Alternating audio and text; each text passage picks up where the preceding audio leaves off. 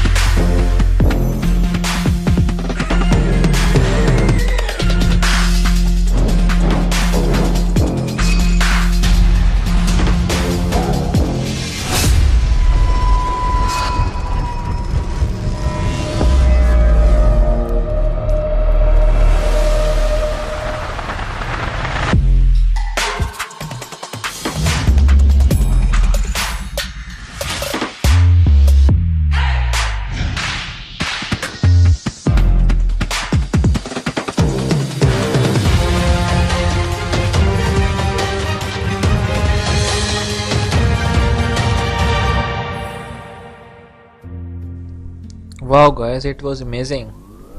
Microsoft is taking it to a whole new level. Let's see its system requirements. It must be down there somewhere.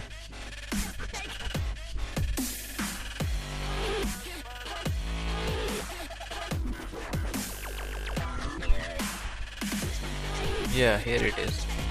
Well, it needs a GHz processor, 64-bit with a 4 GB of RAM. It is quite normal. Thank you for watching. If you like the video, please hit subscribe. Thank you very much.